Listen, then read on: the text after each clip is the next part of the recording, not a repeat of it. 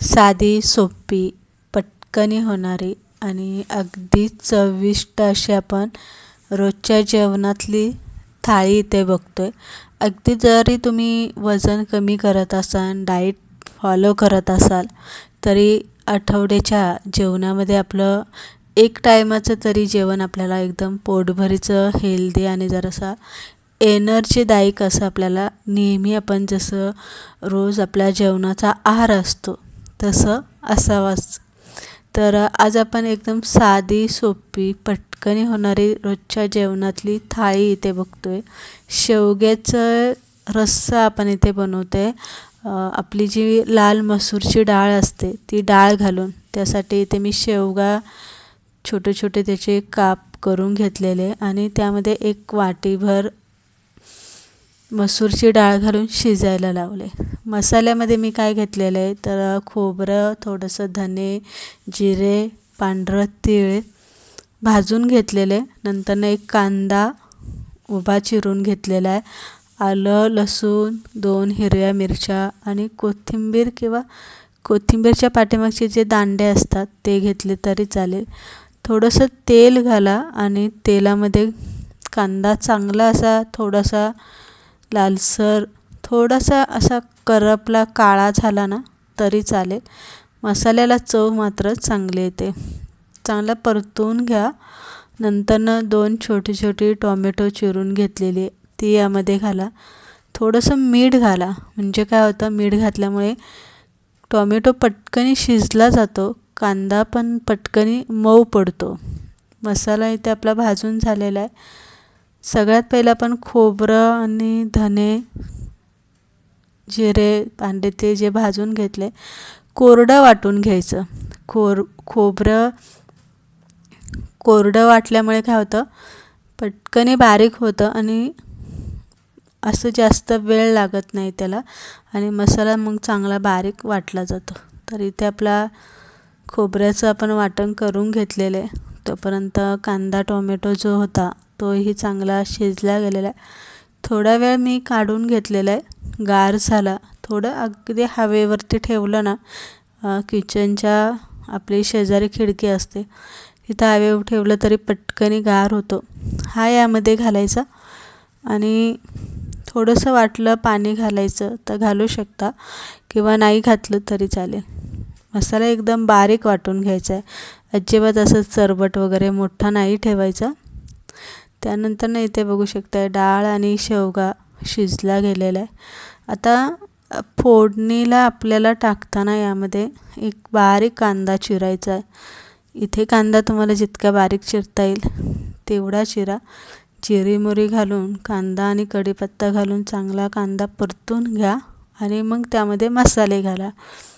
नेहमीचेच मसाले आपले असतात, हळद, हिंग, लाल तिखट, कांदा लसूण मसाला, गरम मसाला असतो आणि जो आपला घरी आपण बनवलेला असतो उन्हाळी वाळवणामध्ये तो मसाला यामध्ये असतो. आणि केलेलं वाटण घालून घ्यायचं. बारीक चिरलेली कोथिंबीर घाला, मीठ घाला. मसाला व्यवस्थित हलवून घेतला ना, झाकण ठेवा आणि चांगला मसाला शिजून द्या.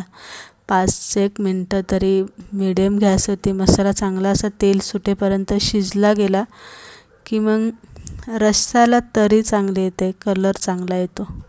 शिजून घेतलेली डाळ शेवगा यामध्ये घाला. थोडंसं मीठ घालून घेतलेलं आहे, हलवून घ्या आणि थोडंसं झाकण ठेवा. 10-15 मिनटं बारीक गॅसवरती चांगलं शिजवून घ्या. थोडंसं डाळ पण चांगली शिजली जाते, तिचा गाळ होतो आणि रस्स्याला कलर चांगला येतो, तरी येते. शेवग्याचा जो अर्क असतो तो रस्स्यामध्ये पूर्णतः उतरला जातो, त्यामुळे रस्स्याची जी चव असते ना ती एकदम चविष्ट लागते. शेवग्याचा रस्सा आपला बनून तयार झालेला आहे. शापूची भाजी घेऊया. थंडीच्या दिवसामध्ये शापूची भाजी शरीरासाठी, वातासाठी, गुडघ्यांसाठी, कंबरेसाठी शापू चांगला असतो. आहारात आणि तसंही म्हटलं ना, आपल्या आहारामध्ये ना रोजच्या आपल्या जेवणामध्ये एकतरी पालेभाजी असावा, ज्यामधनं आपल्याला जीवनसत्व जे असतं ना ते भरपूर मिळतं. शापू चांगली धुवून घ्या. पावसाळ्याचे दिवस आहे, 3-4 पाण्याने व्यवस्थित स्वच्छ धुवून निथळून घ्या. आणि मग बारीक चिरून घ्या. आता इथे मी मुगाची डाळ घालणार आहे. त्या अगोदरच मी तासभर कोमट पाण्यामध्ये मुगाची डाळ घातली होती. शापूची भाजी बनवताना लसूण मात्र यामध्ये तुम्ही भरपूर ठेचून घाला, ज्यामुळे शापूच्या भाजीची जी चव असते ती अशी उग्र लागत नाही, चांगली लागते. आणि मिरच्या इथे मी चिरून घातलेल्या, आता तुम्ही इथे ठेचून घातल्या तरी चालेल. चांगलं तेलामध्ये परतून घ्या जिरी घालून आणि नंतर यामध्ये शापू घाला, डाळ घाला, मीठ घाला, हलवून घ्या आणि फक्त 5-1 मिनटं झाकण ठेवा. गॅस बारीक ठेवा. जास्त वेळ झाकण ठेवू नका, नाही तर काय होतं, पालेभाज्यांचा कलर जो असतो ना तो बदलला जातो. तर इथे आपली ही शापूची भाजी जी आहे ती बनवून तयार झालेली आहे. शापूच्या भाजीला ना थोडंसं तेल जास्त वापरायचं, त्यामुळे भाजी चांगली चटपटीत लागते. तर ही झाली आपली डाळ घालून भाजी बनवून तयार झालेली आहे. आता इथे थोडासा आहारामध्ये भाताचा पण समावेश असावा म्हणून थोडासा भात मी इथे शिजून घेतलेला आहे आणि 2 चपात्या ठेवून घेतलेल्या. आता तुम्ही चपातीच्या जागी भाकरीसुद्धा ठेवू शकता किंवा चपात्या, तुम्हाला जे आवडेल ते तुम्ही इथे, आणि सॅलड म्हणून काकडी, टोमॅटो असं आहारामध्ये ठेवू शकता. वजन कमी करत असलात तरी हा आहार एकदम मेंटेन असू शकतो आणि चांगला हेल्दी असू शकतो. त्यामुळे रोजच्या जेवणातसुद्धा तुम्ही ही अशी थाळी बनवू शकता. रेसिपी तुम्हाला आवडली, लाईक शेअर नक्की करा.